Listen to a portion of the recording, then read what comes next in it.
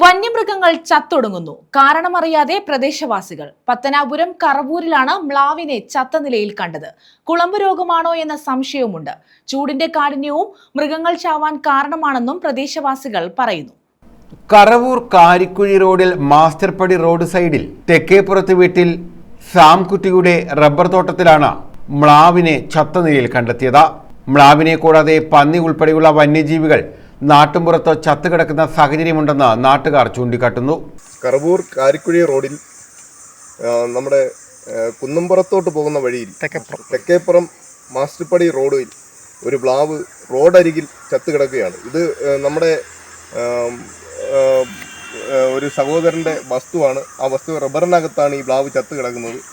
ഈ ഇതുപോലുള്ള രോഗങ്ങൾ, കുളമ്പ് രോഗം ഉൾപ്പെടെയുള്ള രോഗങ്ങൾ ബാധിച്ച് മ്ലാവും പന്നിയും ഉൾപ്പെടെ നാട്ടും പ്രദേശത്ത് വന്ന് ചാവുന്ന ഒരവസ്ഥ നമ്മൾ ഇപ്പോൾ ഒരുപാട് കണ്ടുവരുന്നു.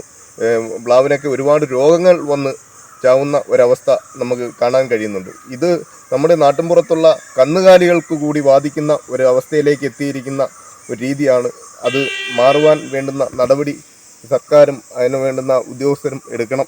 കുളമ്പ് രോഗമാണോ ഇവയുടെ മരണ കാരണമെന്നും സംശയമുണ്ട്. അങ്ങനെയെങ്കിൽ പ്രദേശത്തെ കന്നുകാലികളിലേക്കും രോഗം പടരുന്ന സാഹചര്യം ഉണ്ടാകുമെന്ന് നാട്ടുകാർ പറയുന്നു. കാടിനുള്ളിൽ ആഹാരവും ജലവും ലഭ്യമല്ലാത്തതിനാൽ പലപ്പോഴും വന്യമൃഗങ്ങൾ നാട്ടിലേക്ക് ഇറങ്ങുന്ന സാഹചര്യമുണ്ട്. അധികൃതരുടെ ഭാഗത്തു നിന്നും വന്യമൃഗങ്ങൾ നാട്ടിലേക്ക് ഇറങ്ങുന്നത് തടയാൻ അധികൃതർ നടപടി സ്വീകരിക്കണമെന്ന് നാട്ടുകാർ പറയുന്നു. നമുക്ക് തന്നെ അറിയാം, ഇന്ന് ഈ പ്രദേശത്ത് ഇങ്ങനെയുള്ള കന്നുകാലികൾ കുളമ്പ് രോഗം വന്ന് ചാവാൻ ഇടയാവുന്നതിന് ഉള്ള പ്രധാന കാരണം ഇതുപോലുള്ള മൃഗങ്ങൾ, കാട്ടുമൃഗങ്ങൾ കടന്നു വരുന്നത് മൂലമാണ്.